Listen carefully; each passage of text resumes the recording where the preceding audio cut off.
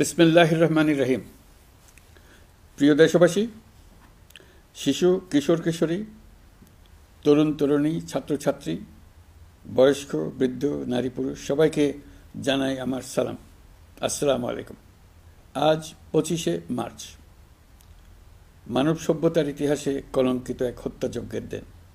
1971 সালের আজকের রাতে পাক হানাদার বাহিনী নিরপরাধ, নিরস্ত্র, ঘুমন্ত বাঙালির উপর নির্মমভাবে গুলি চালিয়ে হাজারো মানুষকে হত্যা করেছিল।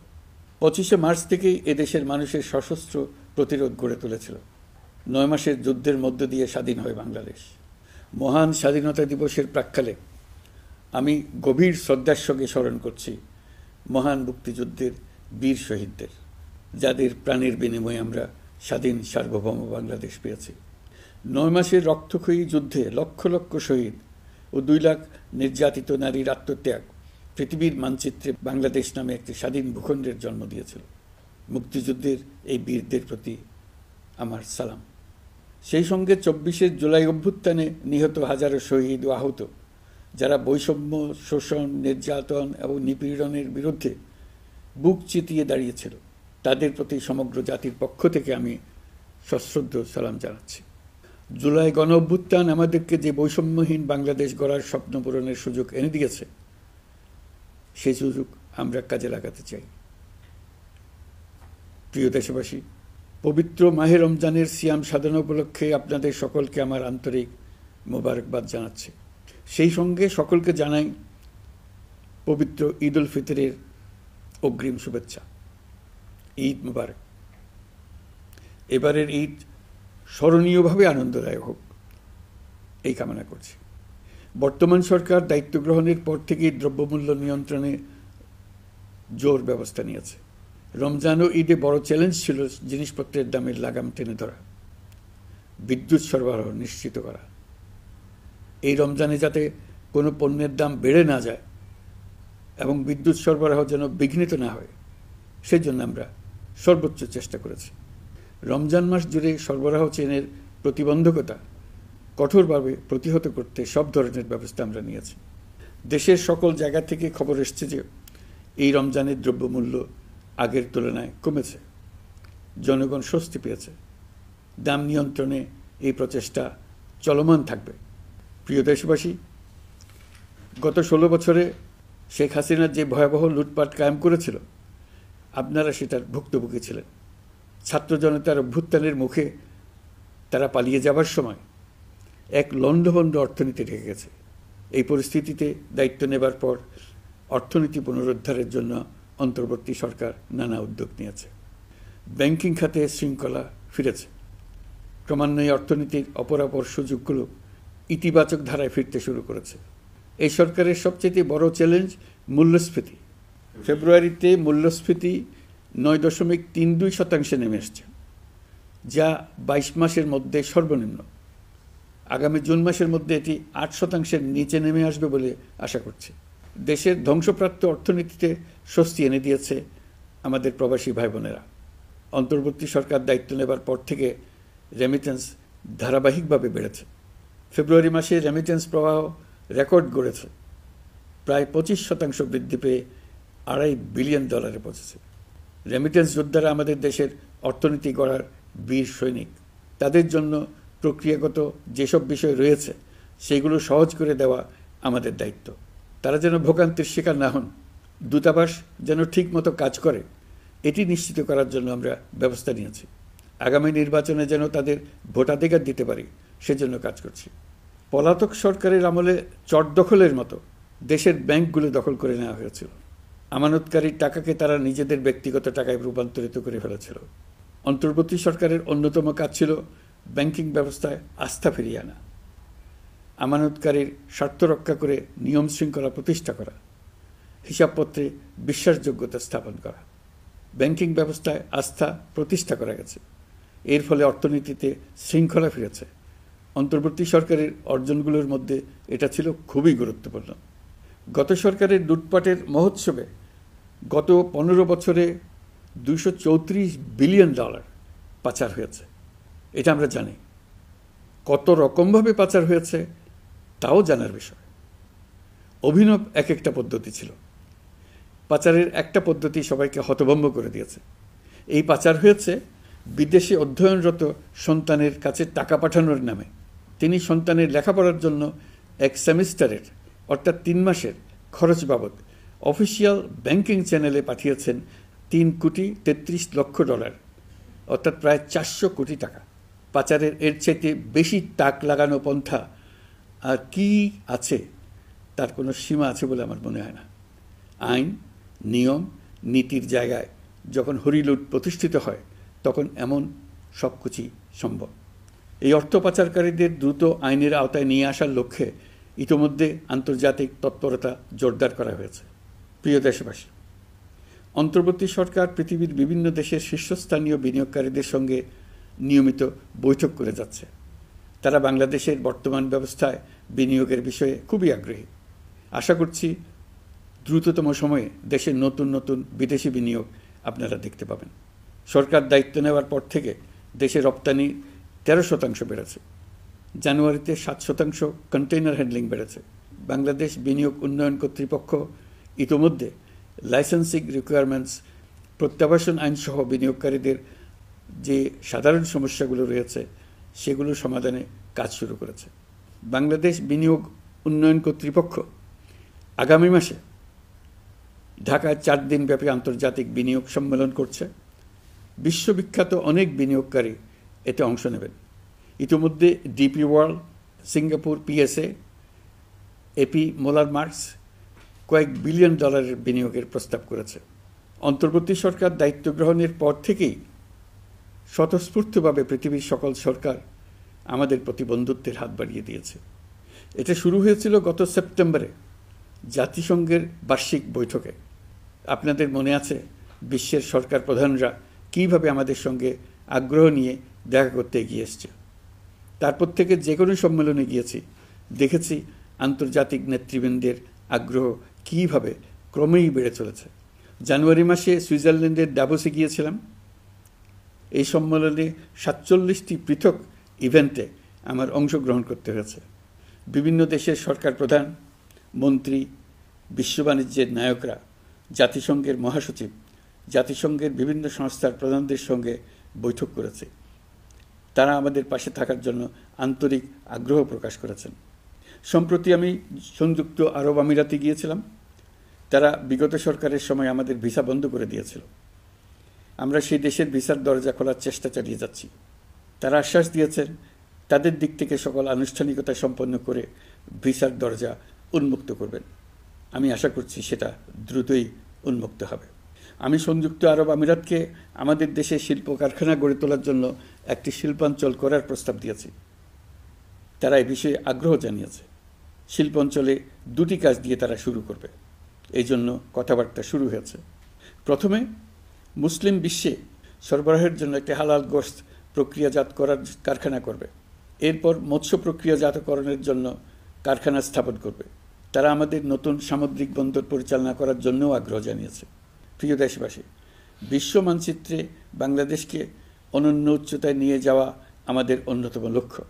এই লক্ষ্যে আমরা আসিয়ানের সদস্য হিসেবে যোগদান করার বিষয়ে আগ্রহের কথা জানিয়েছি। এই বছরের শুরু থেকেই মালয়েশিয়া আসিয়ানের চেয়ারম্যানের দায়িত্ব গ্রহণ করেছে। মালয়েশিয়ার মাননীয় প্রধানমন্ত্রী আনোয়ার ইব্রাহিমের সঙ্গে এই বিষয়ে কথা হয়েছে। তিনি আমাদের আবেদনের প্রতি সমর্থন জানিয়েছেন, আমাকে মালয়েশিয়া সফরের আমন্ত্রণ জানিয়েছেন। আমি এই আমন্ত্রণ গ্রহণ করেছি। মালয়েশিয়া রোহিঙ্গা সমস্যা সমাধানের জন্য জাতিসংঘের সম্মেলন আয়োজনের দায়িত্ব নিয়েছে। আমাদের দেশ থেকে শ্রমিক নিয়ে যাবার ব্যাপারে যে সমস্ত সমস্যার সৃষ্টি হয়েছিল সবগুলো সমাধানের জন্য আন্তরিকভাবে তারা কাজ করছে। আগামীকাল 4 দিনের সফরে আমি চীন যাচ্ছি। প্রেসিডেন্ট শি জিনপিংয়ের সঙ্গে আমার বৈঠক হবে। চীনের বড় বড় ব্যবসায়িক প্রতিষ্ঠানের সিইওদের সঙ্গেও বৈঠক করব। পৃথিবীর সর্ববৃহৎ চাইনিজ সোলার প্যানেল নির্মাতা প্রতিষ্ঠান লংজি বাংলাদেশে কারখানা স্থাপনের আগ্রহ জানিয়েছে।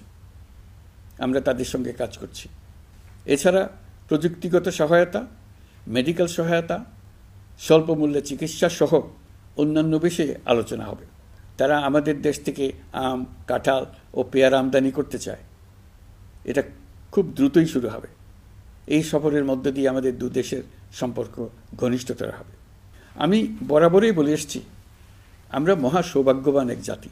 পৃথিবীর মানচিত্রে আমাদের অবস্থানের কারণে বাংলাদেশ, ভারত, নেপাল ও ভুটান, দক্ষিণ এশিয়ার এই 4টি দেশ মিলে একটি যৌথ অর্থনীতি গড়ে তুলতে পারলে 4 দেশই লাভবান হবে।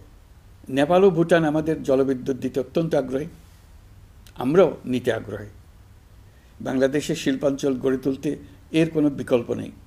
আমাদের রয়েছে এক বিস্তীর্ণ মহাসাগর। ভৌগোলিক অবস্থানগত কারণে আমাদের সামনে বিরাট অর্থনৈতিক সুযোগ এনে দিয়েছে। কুমিরা থেকে টেকনাফ পর্যন্ত দীর্ঘ উপকূলভূমি। এই দীর্ঘ উপকূল জুড়ে বিরামহীনভাবে অনেকগুলি আধুনিক প্রযুক্তি সমৃদ্ধ আন্তর্জাতিক মানের সমুদ্র বন্দর, শিল্প কারখানা, রপ্তানি প্রক্রিয়াজাতকরণ এলাকা স্থাপন করা গেলে পুরো অর্থনৈতিক অঞ্চলের ভবিষ্যৎ দ্রুত পরিবর্তন সম্ভব। নেপাল থেকে জলবিদ্যুৎ আনতে পারলে জীবাশ্ম জ্বালানির উপর আমাদের নির্ভরশীলতা কমবে।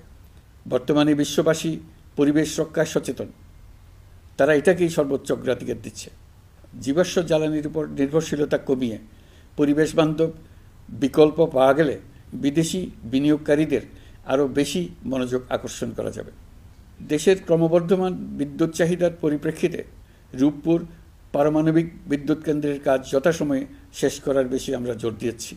রোসাটমের মহাপরিচালক আমাকে বলেছেন, শিগগিরই বিদ্যুৎ কেন্দ্রটি পরীক্ষামূলকভাবে চালু করা হবে। আমাদের পণ্য পৃথিবীর পণ্য। এই পণ্য নেপালে যাবে, ভুটানে যাবে, ভারতের 7 সিস্টার্সে যাবে। প্রতিবেশীদের পণ্য আমাদের এখানে আসবে, সারা পৃথিবীর কাছে পৌঁছে যাবে। এইভাবেই এটি একটি লাভজনক অর্থনৈতিক অঞ্চল হিসেবে দাঁড়িয়ে যাবে। আর এই অঞ্চলের গুরুত্বপূর্ণ ভূমিকায় থাকবে বাংলাদেশ।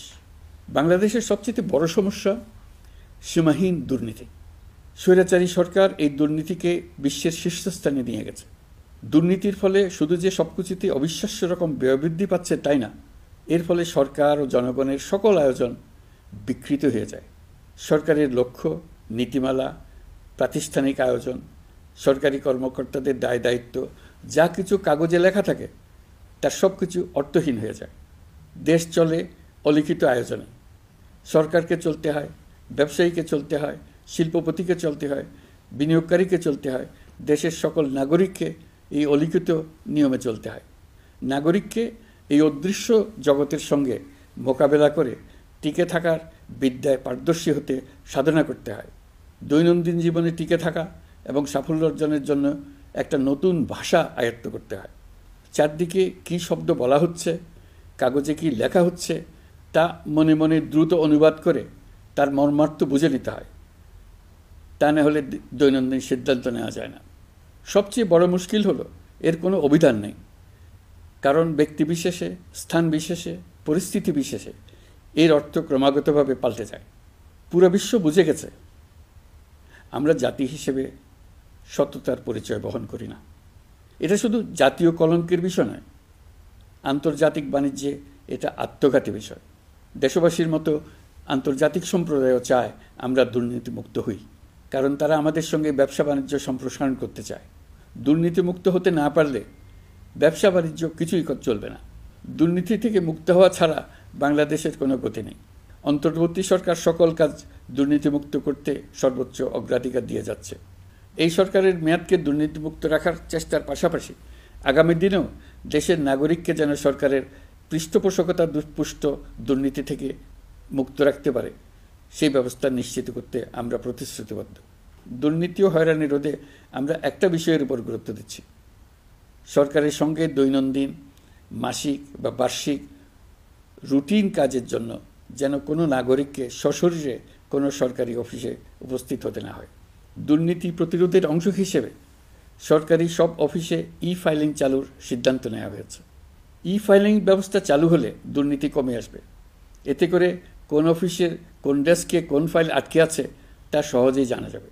সরকারি যতগুলো কার্যক্রমে অনলাইন সেবা চালু সম্ভব সবখানেই এই সেবা চালুর বিষয়ে সরকার কাজ করছে। সরকারি বিভিন্ন সেবা পেতে অসহায় নাগরিকের টুটি চেপে ধরে অবিশ্বাস্য পরিমাণ টাকা দিতে বাধ্য করা হয়। টাকার যে লেনদেন ও ভোগান্তির সম্মুখীন হতে হয় সেটা থেকে নাগরিকদের বাঁচানোর জন্য আমরা বদ্ধপরিকর। অনলাইনে সেবা পাওয়ার পদ্ধতিটি আরও কীভাবে সহজ করা যায় এই ব্যাপারে আমাদের কাছে পরামর্শ জানিয়ে লিখুন, ইমেল করুন। আপনি বা আপনার পরিবারের যে কেউ এই সেবা বাণিজ্যিকভাবে দিতে চাইলে প্রশিক্ষণ গ্রহণ করে পৃথিবীর যে কোনো স্থান থেকে এই সেবা দিতে পারবেন। বিগত সরকারের আমলে ভিন্নমতকে দমন করার জন্য মিথ্যা মামলাকে হাতিয়ার হিসেবে বেছে নেওয়া হয়েছিল। বিভিন্ন পর্যায়ে যাচাই বাছাই করে আমরা এইসব হয়রানিমূলক মামলা প্রত্যাহারের উদ্যোগ নিয়েছি। গত ফ্যাসিস্ট সরকারের সময় দায়ের করা রাজনৈতিক হয়রানিমূলক মামলাগুলোর মধ্যে সারা দেশে এই পর্যন্ত ৬,২৯৫টি মামলা প্রত্যাহারের সুপারিশ করা হয়েছে। অন্যান্য সকল হয়রানিমূলক মামলাও ক্রমান্বয়ে প্রত্যাহার করা হচ্ছে। এছাড়া এ পর্যন্ত সাইবার সিকিউরিটি আইনের অধীনে বিচারাধীন স্পিচ অফেন্স সংক্রান্ত ৪১৩টি মামলা প্রত্যাহার করা হয়েছে। এই আইনটি অবিলম্বে বাতিল করে নাগরিক বান্ধব সাইবার সুরক্ষা আইন করা হচ্ছে। মানুষের ভোগান্তি রোধেও আমরা আইনগত পদক্ষেপ নিচ্ছি। জিডি করার সময় স্বাক্ষর দেওয়ার জন্য এখন আর থানায় যাওয়ার প্রয়োজন নয়, এটা অনলাইনেই করা যাবে। এই ব্যাপারে প্রয়োজনীয় নির্দেশ দেওয়া হয়েছে। পাওয়ার অফ অ্যাটর্নি বিধিমালা সংশোধনীর মাধ্যমে প্রবাসী বাংলাদেশিদের হয়রানি লাঘব করা হয়েছে। সংশোধিত বিধিমালার আলোকে বাংলাদেশি পাসপোর্ট না থাকলেও বাংলাদেশি বংশোদ্ভূত ব্যক্তির পাসপোর্টে নো ভিসা রিকোয়ার্ড স্টিকার থাকলে কিংবা জন্মসনদ বা জাতীয় পরিচয়পত্র থাকলেই তিনি বিদেশ থেকে পাওয়ার অফ অ্যাটর্নি সম্পাদন করতে পারবেন। সরকারি সিদ্ধান্ত ও প্রয়োজনীয় ব্যবস্থা নেওয়ার পর বিমানের টিকিট কেনার পুরো প্রক্রিয়াটি অনলাইনে নিয়ে যাওয়ার ফলে বিমানের টিকিটের দাম শতকরা ৫০ থেকে ৭৫% কমে গেছে। বিশেষ করে মধ্যপ্রাচ্যের প্রবাসী ভাই বোনেরা এতে করে স্বস্তি পাচ্ছে। অন্যান্য এয়ারলাইনের টিকিটের দামও কমে গেছে। নাগরিকদের হয়রানিমুক্ত ও দুর্নীতিমুক্ত সেবা প্রদানের জন্য সরকার ভূমি সেবা ডিজিটালাইজ করার উদ্যোগ নিয়েছে। এর অংশ হিসেবে ভূমি মন্ত্রণালয় অনলাইনে ঘরে বসেই জমির খাজনা প্রদান, নামজারি, জমা খারিজ, খতিয়ান বা পর্চা সার্টিফাইড কপি, মৌজা ম্যাপ বা নকশা প্রদানের কার্যক্রম শুরু করেছে। এই পদ্ধতিতে ভোগান্তি, অস্বচ্ছতা ও দুর্নীতির অবসান হবে। বর্তমানে সারা দেশে পরীক্ষামূলকভাবে এই কার্যক্রম চালু হয়েছে। এগুলোকে ক্রমান্বয়ে আরও জনবান্ধব করে স্থায়ী রূপ দেওয়া হবে। এর লক্ষ্য হবে ক্রমাগতভাবে এই সকল দায়িত্ব সরকারের হাত থেকে নিয়ে সেবাদানকারী ব্যক্তি বা প্রতিষ্ঠানের কাছে ছেড়ে দেওয়া। গ্রামের স্কুল কলেজ পাশ করা ছেলেমেয়েরা, গৃহিণীরা ঘরে বসে সারা দেশে এই সেবা দান করবে এবং অনেকে তাদের কৃতিত্বের জন্য প্রসিদ্ধ হয়ে পড়বে। তারা সারা দেশের গ্রাহকদের সেবা নিজের গ্রাম থেকেই প্রদান করবে। রাজস্ব সংস্কার কমিশনের সুপারিশ অনুসারে জাতীয় রাজস্ব বোর্ড বিলুপ্ত করার সিদ্ধান্ত নেওয়া হয়েছে। এর জায়গায় দুটি পৃথক বিভাগ করা হচ্ছে। একটি হলো নীতি প্রণয়ন বিভাগ বা জাতীয় রাজস্ব নীতি বোর্ড, অন্যটি বাস্তবায়ন বিভাগ বা জাতীয় রাজস্ব সংগ্রহ বিভাগ। এর ফলে সরকারের পছন্দের ব্যক্তিরা হাজার হাজার কোটি টাকার রাজস্ব ফাঁকি দেওয়ার আর সুযোগ পাবে না। আমি আশা করি পরবর্তীতে যারা সরকারে আসবেন তারাও এই নীতি বহাল রাখবেন। এখনকার যুগ হলো প্রযুক্তির যুগ, সৃজনশীলতার যুগ। আমাদের দেশে ১৭ কোটি নারী পুরুষ, তার মধ্যে তরুণরা হলো বিপুলভাবে সংখ্যাগরিষ্ঠ। বাংলাদেশ মানব সম্পদের দিক থেকে ৮ম বৃহত্তম দেশ। একযোগে এই তরুণরা সৃজনশীলতা প্রকাশের সুযোগ পেলে বন্যার স্রোতের মতো আমাদের দেশ দ্রুতবেগে পৃথিবীর বাজারের মধ্যস্থানে চলে যাবে। এই বিপুল তরুণ গোষ্ঠীর সামনে থেকে পথের বাধা সরিয়ে দেওয়াই হলো আমাদের সরকারের প্রধান লক্ষ্য। প্রযুক্তি আমাদের জন্য সুযোগ সৃষ্টি করেছে, আমরা দ্রুতবেগে এই সুযোগ গ্রহণ করার কাজে নিজেদের নিয়োজিত করেছি। এমনভাবে আমরা প্রযুক্তি ব্যবহার করার কাজে নিয়োজিত হয়েছি যাতে নাগরিকের আঙ্গুলের ইশারায় সরকার তার সেবা নাগরিকের কাছে তাৎক্ষণিকভাবে হাজির করে। তা নিশ্চিত করার জন্য আমরা সেই সেবা দিতে চাই প্রযুক্তির মাধ্যমে, সরকারি অফিসের মাধ্যমে নয়। ইতিমধ্যে পাসপোর্ট পেতে পুলিশ ভেরিফিকেশনের নিয়ম আমরা বাতিল করে দিয়েছি।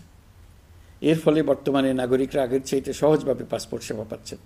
পুলিশ রিপোর্ট প্রাপ্তির নিয়ম বাতিল করার পর এই পর্যন্ত ৭০,০০০ নতুন পাসপোর্ট, যা বহুকাল ধরে পুলিশ রিপোর্ট আসার অপেক্ষায় আটকে ছিল, তা দ্রুত আবেদনকারীদের হাতে পৌঁছে দেওয়া হয়েছে।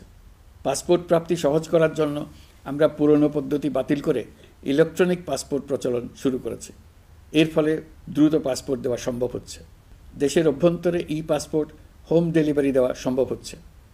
আগামীতে সকলেই ঘরে বসে পাসপোর্ট পাবেন, এটা নিশ্চিত করার চেষ্টা করছে।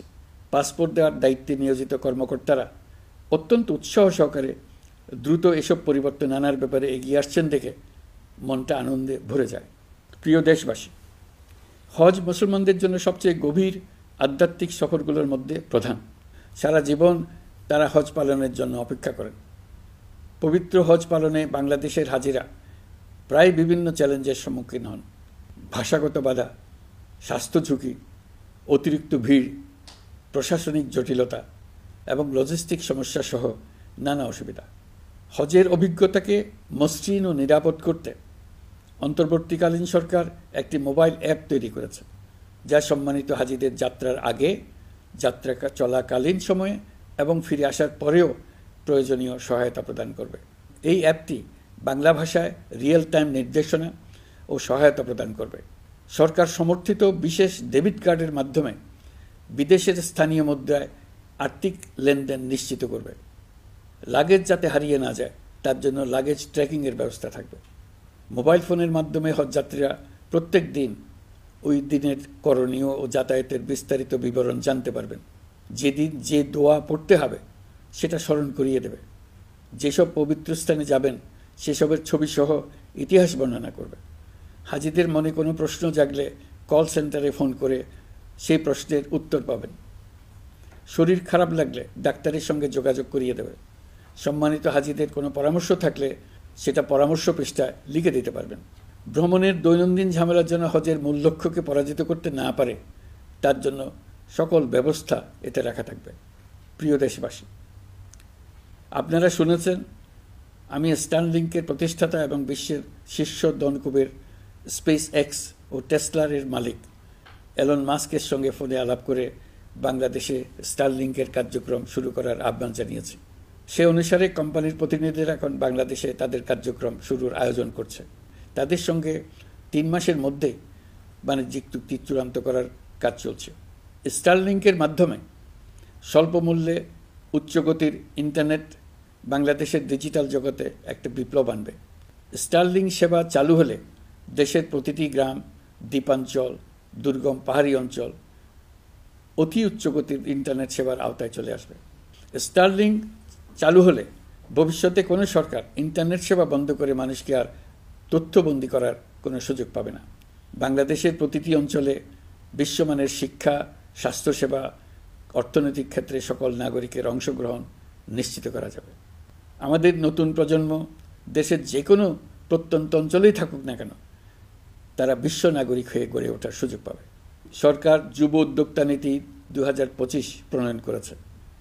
এর লক্ষ্য হবে সামাজিক, অর্থনৈতিক ও পরিবেশগত অগ্রগতির মূল চালক হিসেবে তরুণ তরুণীদের ক্ষমতায়ন করা।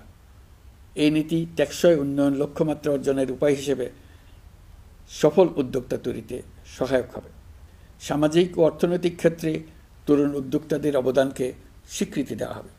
প্রিয় দেশবাসী, জাতিসংঘের মহাসচিব অ্যান্তনিও গুতেরেস কয়েকদিন আগে বাংলাদেশ সফর করেছেন। তাকে সঙ্গে নিয়ে আমি কক্সবাজারে রোহিঙ্গা ক্যাম্পগুলোতে গিয়েছি। ক্যাম্পে অবস্থানরত 1 লাখ রোহিঙ্গা শিশু, কিশোর, নারী, পুরুষ সবার সঙ্গে একসঙ্গে ইফতার করেছে। আমাদের প্রস্তাবে সম্মতি জানিয়ে আগামী সেপ্টেম্বর মাসে জাতিসংঘের সাধারণ অধিবেশনে রোহিঙ্গা সংকট নিয়ে একটি পৃথক অধিবেশন আয়োজন করার প্রস্তুতি নিচ্ছে। মালয়েশিয়া ও ফিনল্যান্ড যৌথভাবে এই সম্মেলনের আয়োজক হতে এগিয়ে এসছে। এর পাশাপাশি অস্ট্রেলিয়ার সাবেক ভারপ্রাপ্ত প্রধানমন্ত্রী জুলি বিশপকে আমি এই গুরুত্বপূর্ণ সভায় মুখ্য ভূমিকা পালনের জন্য আহ্বান জানিয়েছি। তিনি আমার প্রস্তাব গ্রহণ করেছেন। জাতিসংঘের মহাসচিব বাংলাদেশ সফরে এসে জাতীয় ঐকমত্য কমিশনের সদস্য, রাজনৈতিক দলের নেতৃবৃন্দ ও তরুণদের সঙ্গে পৃথকভাবে বৈঠক করেছেন। বৈঠকে সবাই জাতিসংঘের মহাসচিবকে নতুন বাংলাদেশ গঠনের স্বপ্নের কথা জানিয়েছেন। আপনারা জানেন, পতিত স্বৈরাচারের নিপীড়নের বর্ণনা উঠে এসছে জাতিসংঘের মানবাধিকার বিষয়ক হাই কমিশনারের কার্যালয়ের রিপোর্টে। গত জুলাই-আগস্ট মাসে বাংলাদেশের ছাত্র, শ্রমিক জনতার উপর শেখ হাসিনা সরকার ও আওয়ামী লীগ যে দমন, পীড়ন ও হত্যাকাণ্ড চালিয়েছে এর পুঙ্খানুপুঙ্খ তদন্ত করে বিস্তারিত রিপোর্ট প্রকাশ করেছে তারা। এই রিপোর্টে স্পষ্টভাবে উঠে এসছে যে শেখ হাসিনা নিজেই নিরাপত্তা বাহিনীর কর্মকর্তাদের নির্দেশ দিয়েছিলেন বিক্ষোভকারীদের হত্যা করতে। বিগত সরকার, আওয়ামী লীগ ও আওয়ামী লীগের সহযোগী গোষ্ঠী ও সংগঠন একত্রিত হয়ে পরিকল্পিতভাবেই গুরুতর মানবাধিকার লঙ্ঘনে জড়িত ছিল। মানবাধিকার বিষয়ক হাইকমিশনারের রিপোর্টে বলা হয়েছে, বিক্ষোভ চলাকালে প্রায় ১৪০০ জন নিহত হয়েছেন, যার মধ্যে প্রায় ১৩% শিশু। বিক্ষোভের সম্মুখ সারিতে থাকার কারণে আমাদের জুলাই কন্যারা নিরাপত্তা বাহিনী ও আওয়ামী লীগের সমর্থকদের দ্বারা আক্রান্ত হয়েছে, এমনকি যৌন নির্যাতনের শিকার হয়েছে। জাতিসংঘের রিপোর্ট পড়ে সবার গায়ের লোম দাঁড়িয়ে গেছে। কি ভয়াবহতা! কিভাবে একজন প্রধানমন্ত্রীর নিজ দেশে নিরস্ত্র মানুষকে হত্যার পর লাশ লুকিয়ে ফেলার নির্দেশ দিতে পারে? ক্ষমতা আঁকড়ে রাখার জন্য তিনি পৃথিবীর সকল নিষ্ঠুরতা ছাড়িয়ে গেছেন। এটাই জাতিসংঘের প্রতিবেদনে উঠে এসছে। মানবাধিকার বিষয়ক হাইকমিশনার কার্যালয়ের এই রিপোর্টকে আমরা স্বাগত জানাচ্ছি। প্রতিবেদনে যে সুপারিশ করা হয়েছে, অন্তর্বর্তী সরকার সেই সুপারিশগুলো গুরুত্বের সঙ্গে বিবেচনা করছে। আপনাদেরকে আশ্বস্ত করে বলতে চাই, যারা গণহত্যায় জড়িত ছিল, যারা নির্বিচারে মানুষ হত্যা করেছে, যারা ইতিমধ্যে হত্যাকারী হিসেবে বিশ্বের কাছে স্বীকৃত, তাদের বিচার এ দেশের মাটিতে হবেই।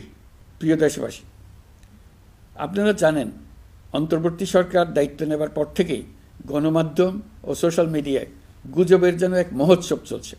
দেশকে অস্থিতিশীল করার জন্য একের পর এক মিথ্যা তথ্য ছড়িয়ে দিয়ে জনগণকে বিভ্রান্ত করার চেষ্টা চলছে।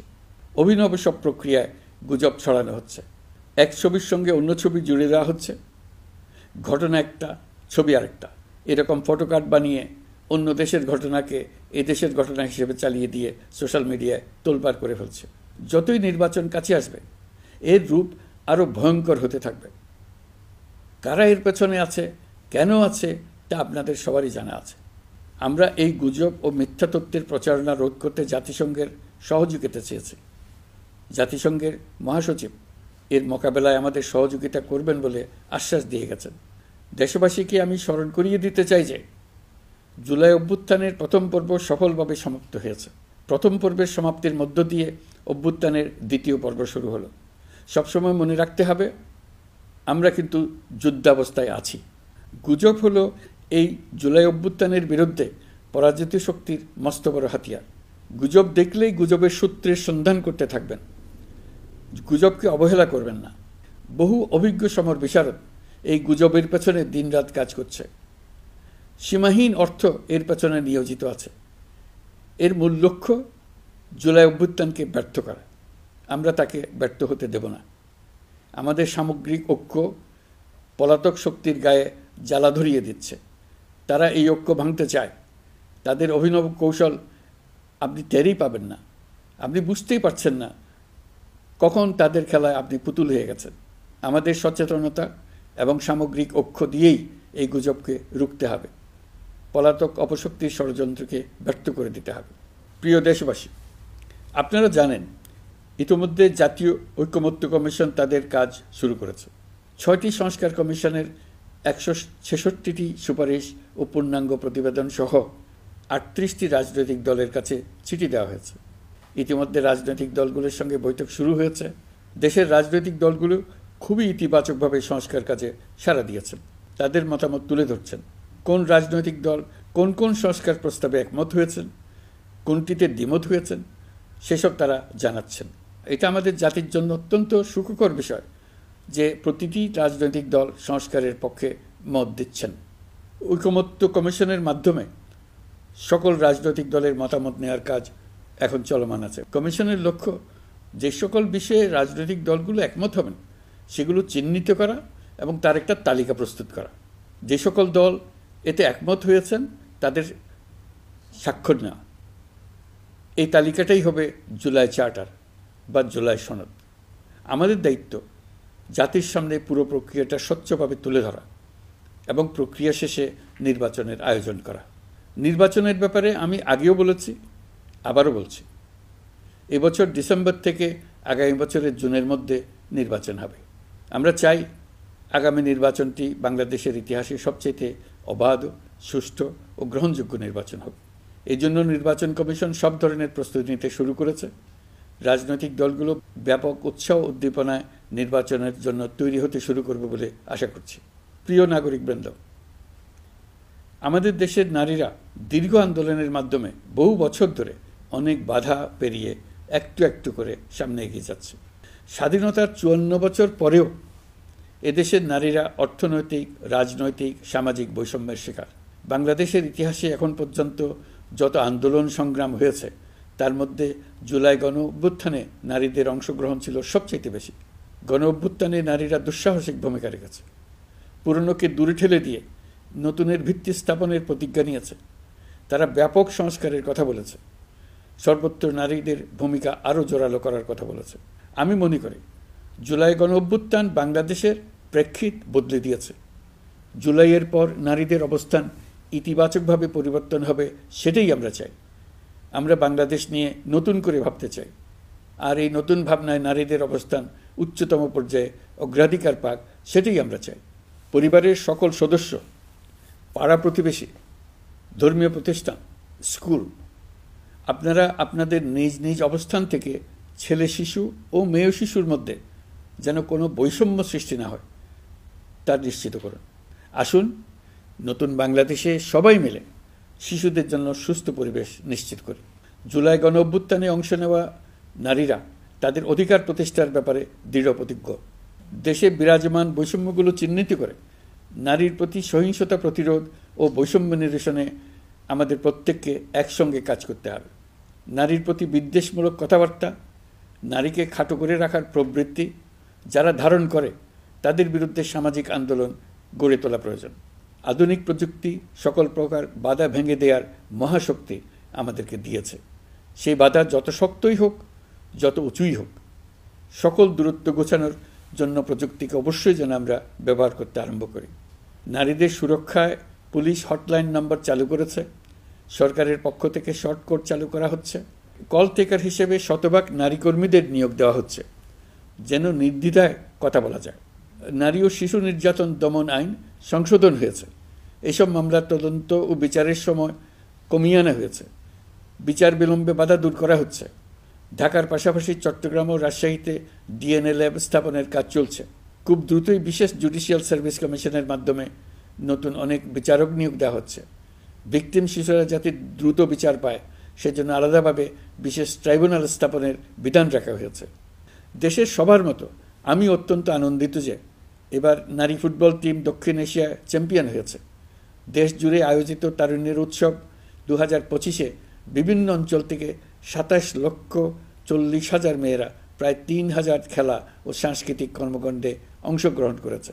উৎসবে দেশের সুবিধাবঞ্চিত ও সুবিধাপ্রাপ্ত অঞ্চল, প্রান্তিক জনগোষ্ঠী এবং 21টি নৃগোষ্ঠীর তরুণ তরুণী সহ সকলের সার্বজনীন অংশগ্রহণ ছিল।